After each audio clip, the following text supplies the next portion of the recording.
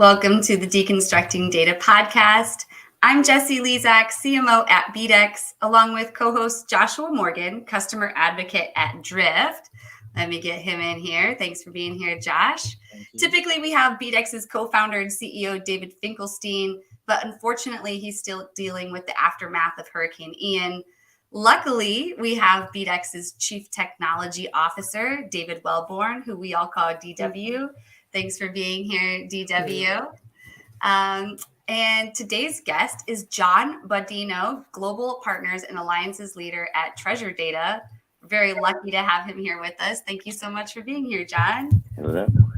Thank you. Great to meet you. And if you don't mind, for all the listeners, could you please start from the beginning and tell us all about yourself, a story about yourself, but also a little bit about Treasure Data and how you guys are helping people there. Yeah, of course. So I have a long history with data, technology, marketing, consulting background, and it all came together in this new world of data.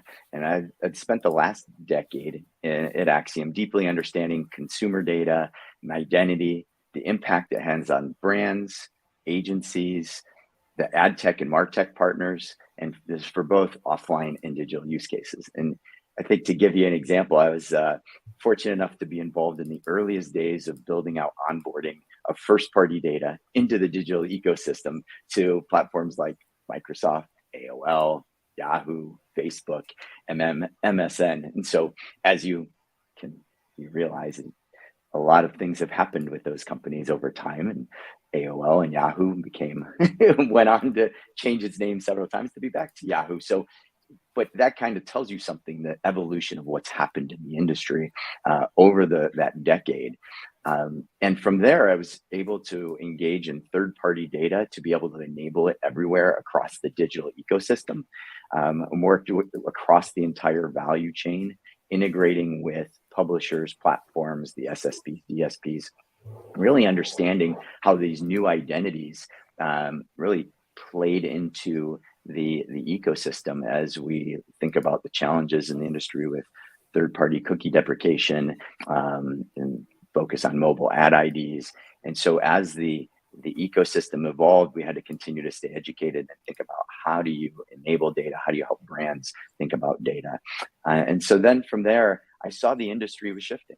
And the more importance of first-party data, and it was we had brands who are in CPG and pharma wanting to capture more of that data. So that's where I took a leap into the CDP space and joined Treasure Data. And this gave me the ability to have a foundational platform that could improve and make it better, the use of data and identity, and provide a platform that connected the digital, the direct marketing, as well as the technology areas of an organization, so they could make more use and better use out of the first party data they collected, so they could communicate amongst one another and share ideas.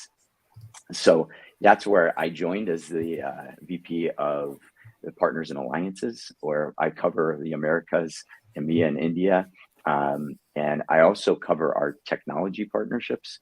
So as we see the importance of integrating into the ad tech ecosystem, the martech ecosystem, working with data companies and providers as well, but then also those partners who implement, so the big systems integrators, the agencies who can leverage the power of what Treasure Data can offer. So who exactly is Treasure Data? Treasure Data is a SaaS technology company who helps enterprises use all of their customer data to improve campaign performance, achieve operational efficiency, drive business value with connected customer experiences. So what does that mean? We help customers identify their data that they have, connect it together, do it in a privacy compliant way, gain insights, and then be able to activate on that data through digital and traditional channels and be able to measure that to prove success. Oh, that was all really great. Thanks for being here. Yes, thank you for having me. What do you think? Should we dive into our first topic? Oh, All right. I'll pull it up here. Josh, you want to take this first topic away? Yeah. So, John, I know that one of your loves is the customer data, and I'm going to say data the correct way. I'm going to get on board with everybody else because normally I say data. But and so here at BDEX, we talk to like a lot of people about their first party customer data like all day. And then we help businesses better understand kind of their first party data as well to find more customers like their ideal customers deterministically. So before we dive more into the Omni IQ and kind of what we're working on here, I'd love to hear from you on how you think businesses can make the most of their data. Yeah. So I think the key thing is, as brands are starting to identify data or use first party data, what data do you have? And I don't think everyone really understands the data they have until they go in and really do the due diligence to understand that. And this is all data that revolves around a customer, both anonymous and known data. And it's important to do the inventory of that, because once you know what you have, then you know what you don't have. And you also have to understand what could you potentially have, and of capturing first party data. Because as we know, first party data is the most valuable data that's out there. I just had a client today tell me it was 15x the return in their advertising campaigns when they were focusing on their first party audiences versus third party. So it just shows that since it's the client's data. So once you have that data, you understand and you're being able to capture it, now you need to standardize it and you need to cleanse that data. So that's really important, just to be able to help support connecting together. So we'll talk about identity in a little bit, but it just makes it so it's consistent, right? Phone numbers standardized into normal format, but then cleansing the data, making sure that it's you have emails in proper format, things like that. And then as you're looking at that first party data, you definitely want to connect it to get the most out of it, so you can start seeing more attributes around. You have a single customer, all of those things that really give you that 360 view. And once you then understand the data that you have, like the transaction sales data, product data that's associated with the customer, what they purchased, you want to enrich it and really to get a better understanding of their customers. And that is important to know from demographics, psychographics.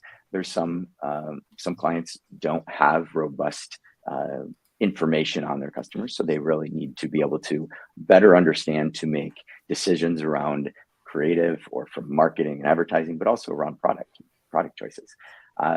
They also use it for insights, to gain insights just on behaviors. If you start looking at longitudinal aspect of where people are moving, the trends as they have children, what's happening with them. And so all of these use cases are these how they use first party data, and the importance of it is really, bottom line, is better understand their customers.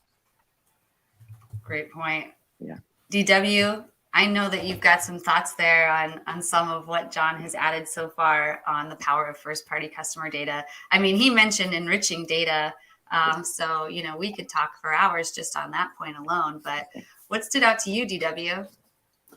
Yeah, I know we talk about first party data a lot, and the push before was third party data, and now it's all first party data. But we also have worked with the second party data, which we were talking about right before the show. And really, a second party data is a bunch of first party data put together in a way that's legit, where. But I was asking John, how did he see this panning out if it does in the industry, for a second party data? That was one thing, and I'll have a follow-up question as well. Okay. Yeah, second party data is becoming more and more popular.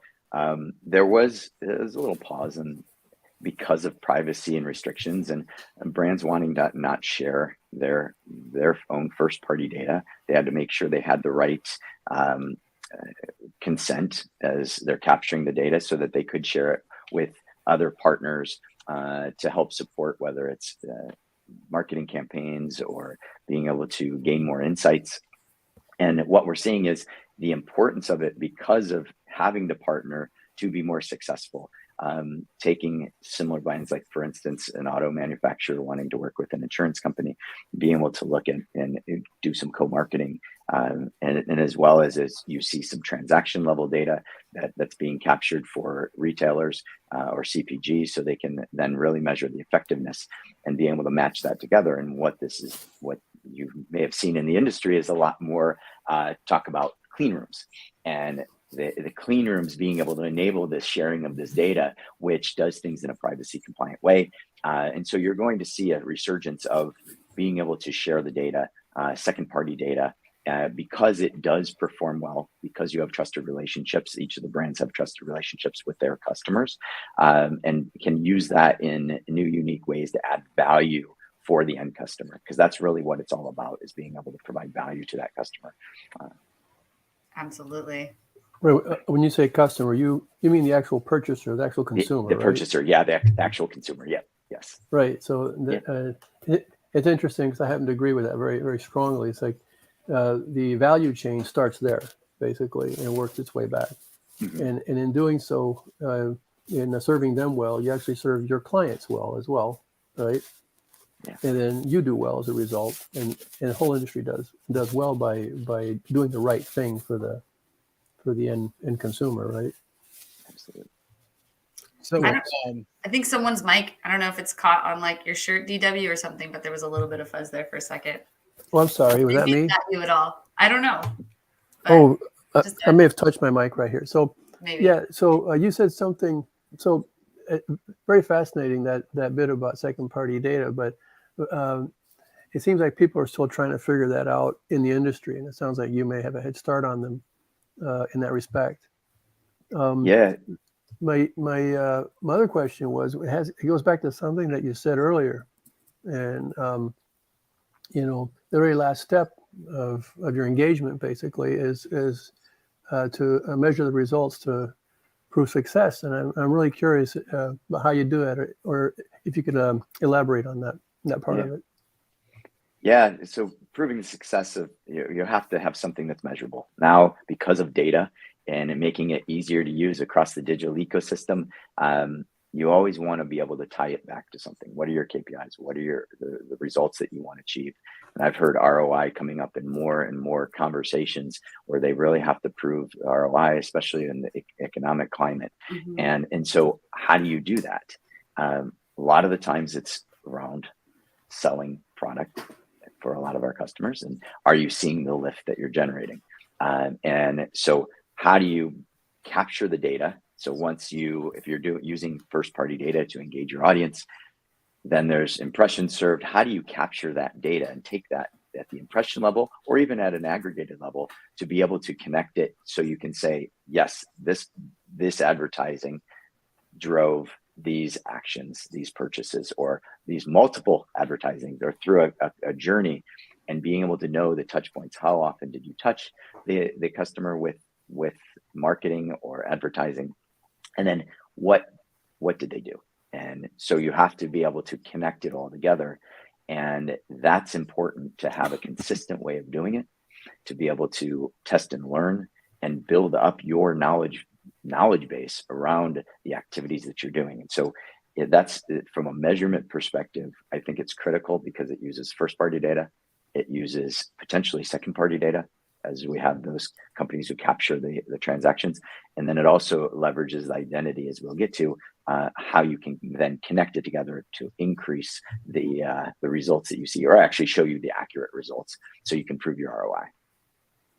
I mean, that right there is probably a good transition right into identity. I have the hard job of having to change the topics here. But speaking of that, identity resolution for beginners and experts was our second topic. So John and DW, can you talk to us about identity resolution? I mean, first, just from a basic level, what is it? That's always a big question I get. We have a whole blog on it on BDEX's website. What is identity resolution? How is it used? And, I feel some people may need it and not know it's a solution. So I'm curious if you could inform us of those pains people might be feeling if they need identity resolution. Then for our experts, what should they be doing now to harness the power of identity resolution? So this is for both of you. So DW, I think John went first. So would you mind kicking us off on identity resolution? Yeah, like Jesse said, I'm the I consider myself one of the code monkeys basically. So I wish I could speak really intelligently about this, but from a technical point of view, it's identity resolution is connecting the dots on the pieces of information that you have about people, and you may find an email MD5, which is a hash of a regular email, is associated with a mobile advertising ID, and you might find out later that same email is associated with another device that the person owns. Well, now you've linked those two devices, as a matter of fact. And so when you see either one of those mobile advertising IDs, you know that it's this email MD5. And on top of that, people can have more than one email. And so you, based on what you learn with the interactions with the person, you start connecting these dots. So a graph is exactly that. Just imagine this, when we were kids, we played with Tinker Toys, and you put these things together, and you have these round things with stuck together with a bunch of sticks, and it's not necessarily a flat table. It's this very complex shape that you end up with. And so, how do you decide which is the best connection to use? And that is what identity resolution is all about. Right there, you have a lot of information. It's interconnected, and then you use either machine learning or heuristics or other more deterministic methods to determine which is the best path through this Tinker Toy and to resolve the identity of the person that you're interacting with and don't know who it is yet. So that's the best way I can describe it. Yeah, and I think when you don't have that right, some of the pain points that are going to show up, they're going to show up in various places. One, big time. Some of the basics, just sales. Like, you're not going to connect with your customers. You're going to have lower lifetime value. But where else you'll get it is your contact centers. So when you don't know who your customer is, and you've got duplicates, you're sending out duplicate information because you're not able to connect pieces of information together. So you'll start seeing comments coming. People like to tell you when you've got something wrong, right? And so you're looking across the social channels and seeing, and what's great is today is there is an expectation that brands know who you are. And when you don't have it right, and brands don't have it right, then there's a lot of places to be able to say that they don't have it right, and so that's where you're going to see some of these pain points showing up. Also in inefficient media, you're not hitting the overall average metrics with engagement. Your match rates are going to be extremely low as you're connecting into the digital ecosystem, and knowing if you're going to take your PII and engage and match it into Facebook. You may just have lower match rates, or you may find in other platforms you'll have duplicates there. So why can you not identify those duplicates? So that's where you're going to start seeing it in the pain, and the pain is just extra expense, inefficient spending, lower results. But it is easy to solve. It is, and I think some of the ways, like what DW was saying, there are ways of connecting those IDs together. But I think for the most basic is, one, collect the data, as we were talking about, collect that first party data, standardize it, so then you can match it deterministically. Deterministically, just saying, does this email equal this email? Does this ID equal this ID? Great. And using your first party data to do that, that's important to get that right. And then say, okay, well, why is some data not matching? Is your match rates sitting within industry norms or what you're seeing? And if not, go look at the data you're collecting. go find out if you're collecting email and you're getting Mickey Mouse at gmail.com. Well, your Or customer worse. isn't getting, or worse. Yes. We've seen much worse. We've seen much worse. And you're like, why are you asking for that information? What's the value exchange? Are they giving you dirty data? Because you know what? They just don't want to give you the accurate information. So look upon yourself as opposed to jumping right into cleansing it with a third-party provider. Just understand it first, your problem. Then as you get more advanced, and then you can start looking and using licensing third-party identity graphs. You can license even mapping and matching tables that have ID to this ID to this ID. You can also look at probabilistic matching, and there's ways to do algorithms that support being able to say Bob is Robert, and being able to apply specific rules that will enable you to match a name to an email at a high probability based on how that email is constructed, and the popularity of that name. And then as you even get more advanced, it's leveraging the third-party data knowledge-based approach, where you have non-discoverable information that can help you match email to a phone number, or from a maid to another ID. And that just gives you then more confidence that that information is connected together. And again, that will help you reduce duplicates, increase your accuracy of who you're communicating with, make sure that you have the ability to household better because you know where they live. So a lot of benefits from being able to do this.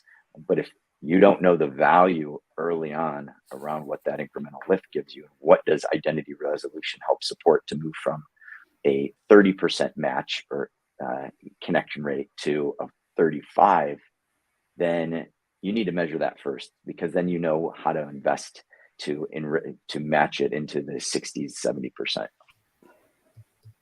Yep. Right. Great point.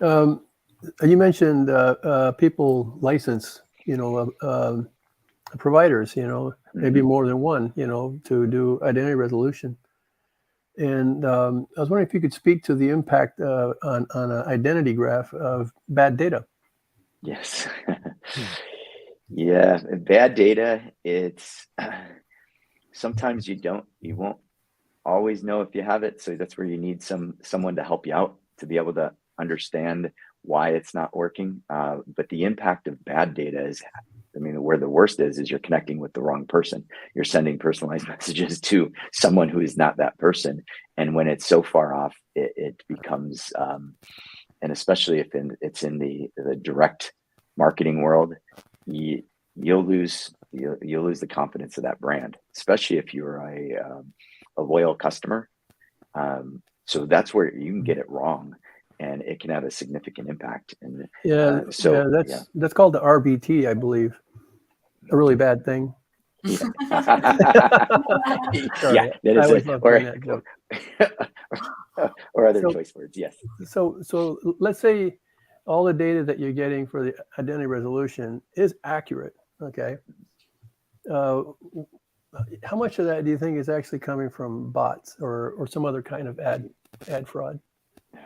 Yeah, and this is going to be in different ecosystems. So there's different levels of that depending if you're in ads being served and who they're targeting. If you're a publisher, how much is coming to your site. So it'd be hard to say exactly how much that is.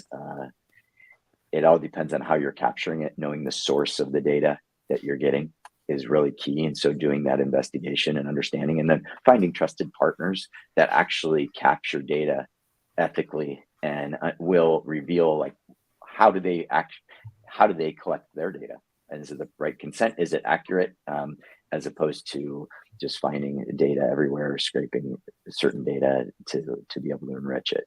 And I've got to say again, no data is 100% accurate, and we all know that. So you can't go in knowing that. You always have to do, what are we going to do to get incrementally better, right.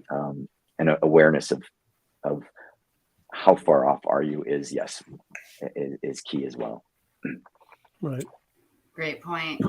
What do you think? Should we get into our third topic? This is definitely one of my favorites. Josh, you usually kick us off on this one. What do you think?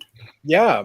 So let's talk favorite tech tools. And so for you, like personally, for your team, for your business, what are your favorite like 5 top tech tools that you use, softwares that make things more efficient and productive, and anything that we can kind of like tag in the comments? Oh yeah, that's for me and what I do working with partners, it's communication is key. And with a team, and especially a team that's across different countries and time zones. So I'd say the number one thing is Slack. Slack is a key tool. It enables you to be responsive. It has a lot of different functionalities, even to put in ticketing. And so love Slack. The next is, how do you share information? Sharing information is key, and having knowledge base. So we Confluence to be able to support capturing that information, having it out there so you can share that. But then as you also look at how do you make sure you can share information with partners or clients, in Google Docs. I mean, Google Docs, it makes it easier because I'm on my phone a lot. I can enter things into my phone and be able to have it go pop up on my desktop, be able to do all of the different capabilities with Keep, just to quick notes, to Google Docs, to the spreadsheets and presentations, and be able to quickly pull it up and get feedback from the team around as we're working through it, and progressing and developing and continuing to build best practices. And then I think if you go back to just old school email and text, like just keeping it simple, those are just excellent tools to have. May not be as responsive on email as I'd like to be, but I think that's in this day and age, it's emails are still a valuable way to communicate, and text messaging as well, as you want to get somebody's attention, and across the team, and even with my personal side with my kids and my wife, being able to text them, and then just sometimes just pick up the phone and call people. So I mean, the phone, which what is a phone anymore? I think that's an excellent tool that we've got now, that I don't think we use it enough. We rely on some of these other tools too much. Just get on the phone and talk to someone. And then I also have to say, now from a business perspective, we're using Treasure Data CDP within our own business to actually gain insights. So yeah, you take your own medicine, and it's amazing to see the using the machine learning to understand as we're as an organization and sales, and to get the insights that we can have. And so it really helps you understand then even some of the challenges that your customers have as they're using it, but also the power of it with the insights that you can gain. So that's I would say one of the tools that one would be the most important for our business to use and grow from. Yeah, it's very smart, because then you get used to using it, and it's easier to sell and market and understand, to communicate with your customers, help them succeed, because then you know how to succeed. Yeah, definitely. Thanks for sharing some of your favorite tools in your tech stack. Did you ever tell us your favorite tools? Well, I don't. It's really tough to like choose just a couple, because I've got a funny story. I was in a meeting one time when this expert was saying how we should standardize on a IDE for programmers. They should all be using the same IDE. It's a integrated development environment. And I'm like, really? So I turned to one of our brightest. He's a big shot at Amazon now. But I looked at the kid and I said, hey, Carlos, you're going to have, out of the 4 or 5 that you use, you got to stop using 4 of them. And my point was this: is like each of those tools did one. It was all Java, okay, but they all did some part of Java really well, and he ended up using all of them. So I don't have like one tool that I like. But as far as communication goes, I love Slack. I have to agree on that one, and it's just a natural tech shop's communication tool. It's easy to integrate with things. We funnel all of our alerts there. All of our heads up go there. Production changes show up there. things like that. It's very nice. I do like that. As far as communication or a sharing of information, we're very big on Markdown. It's also very tech easy. We can do a documentation very, very quickly using something called Markdown, which Confluence supports locally. All right, but as far as one size does not fit all, as is what I'll say. So we use a lot of the Amazon stack and at BDEX, and behind the APIs may be different technology. Okay, and it just depends what you're trying to do. I think it goes back to what John said very early on when he was starting to talk about this, is that their clients show up and say, I want to do this. And well, what data do you have? What data do you need? And the third thing is, what are you trying to do? Right? And that's more important than the actual how you do it. The what you want to do is more important than the actual how. And so how, we end up using your Node.js and Python for machine learning and SageMaker and things like this. But you have to have very clear what it is you want to do. Throwing data and machine learning algorithms without any thought in mind, it just produces chaos and doesn't really produce any value. So you have to be very clear as to what you're working towards. That's the best I can answer that. We'll always use the best tool for the job. Great point.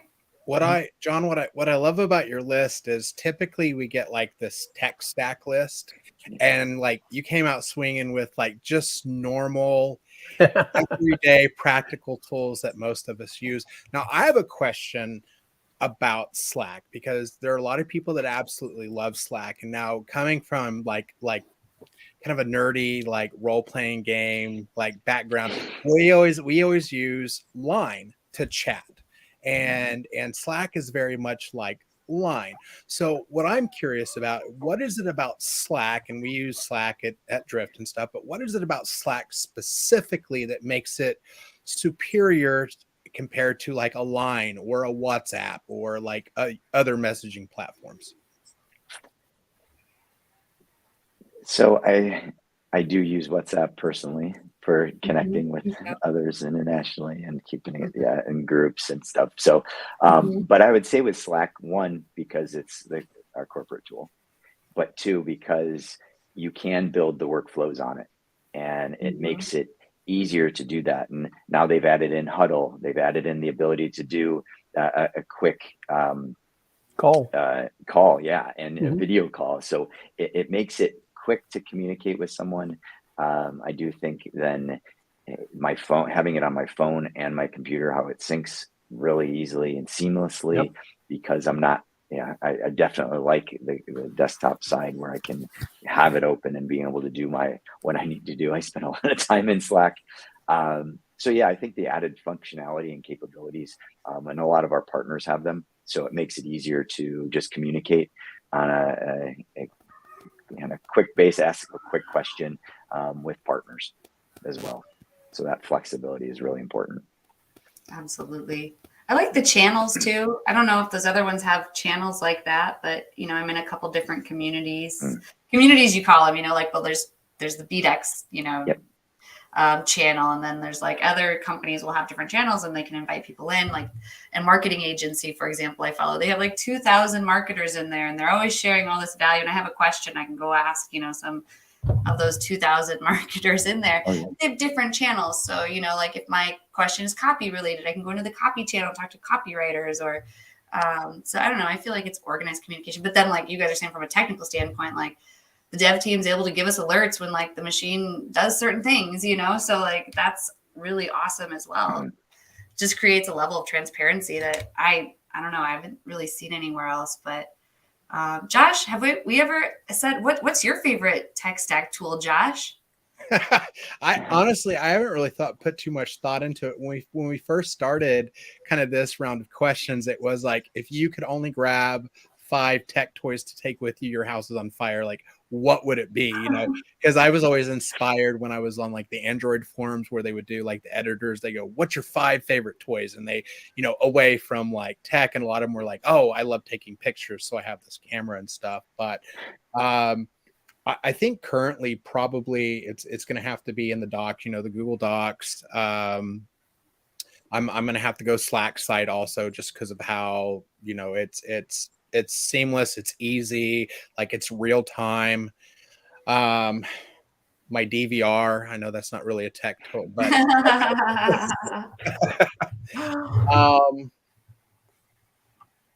and honestly, I'm gonna have to put my cell phone on there, just because it's so all in one at this point. Like I can play video games on it. I can respond in Slack. I can look at when it's time to look at the script for deconstructing data. I can look at, the script for that. I can connect on LinkedIn, so I connect with my kids, stuff like that. So I'm gonna have to go with the cell phone, honestly.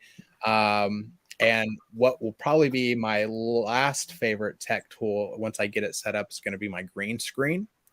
Yeah, just nice. I was sold on it because I was talking to Eric and Rebecca about it, and I go, yeah, but I want something cool, like Optimus Prime fighting a panda bear. And like Rebecca goes, hold on one second, and she popped up a couple graphics, and she goes, you can put this on a green screen. And I was like, sold. This is going to be great.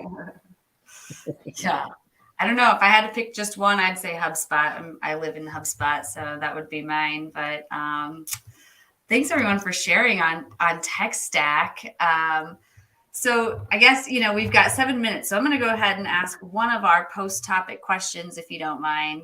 And I'm just curious what you both think the future of ad audience building has in store for advertisers. Mm-hmm.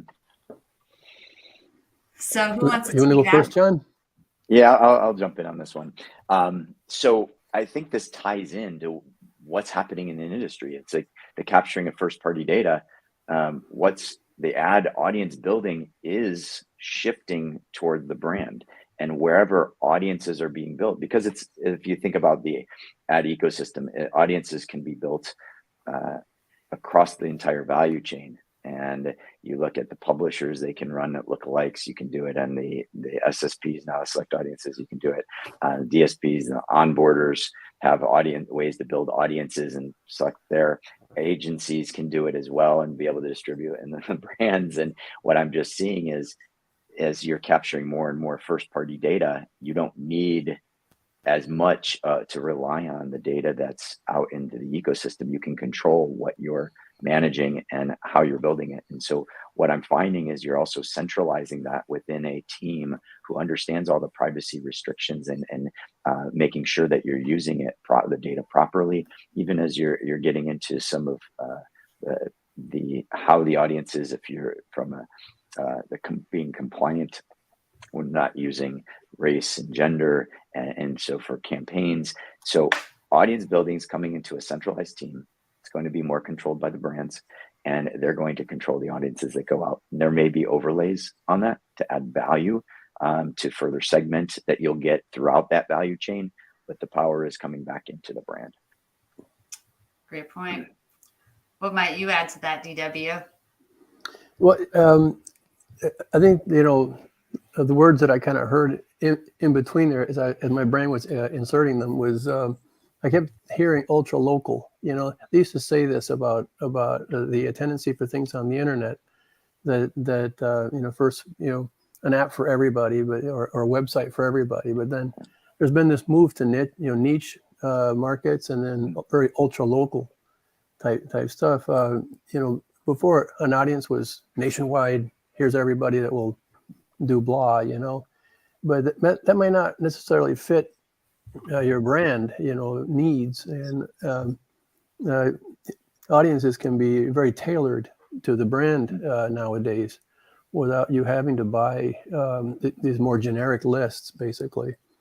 And you end up getting better targeting and a better ROI as a result. I agree. And good you said how it can be just an audience of one, right? And so how do you get it so eventually you get there where it's all programmatically done and everything is automatically built and sent out, and you don't need human intervention to build audiences? We're not Right. there yet, but that's the eventual goal, and being able to have real-time data to support a storytelling through ads, to be able to make sure it's the right place, right time, and being able to do that. And so eventually you get to that point, but in the meantime, it will be a little bit more targeted, as long as the creative can be with dynamic creative optimization and being able to automatically create differentiated creative. You can start getting smaller and smaller audiences.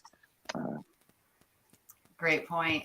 Well, I think we've reached that point in our show. Sorry, Josh, didn't mean to hide you there, but real quick for anyone as I'm closing, but are you on Spotify? So if you are, we're now on, well, we've been on Spotify for a while, but we're on Apple Podcasts and several others. Head over to BDEX.com and you can see all the different places you can find the Deconstructing Data podcast.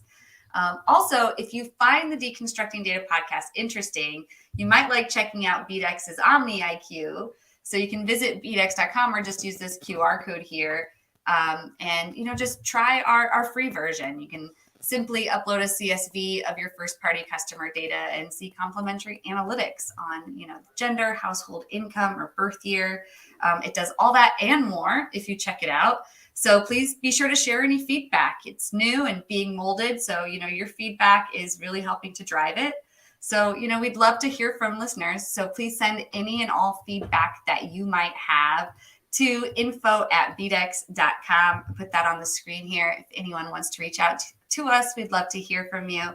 Otherwise, this has been a great conversation. We really appreciate your time, John. Thank you for coming out and speaking with us and sharing knowledge with our viewers. And Josh, DW, it's always great to hang out with you too. So Likewise. Thank you so much. Thank you for having You're me. welcome. All right. I'm going to go ahead and close out. So everybody All right. have a great night. Bye now.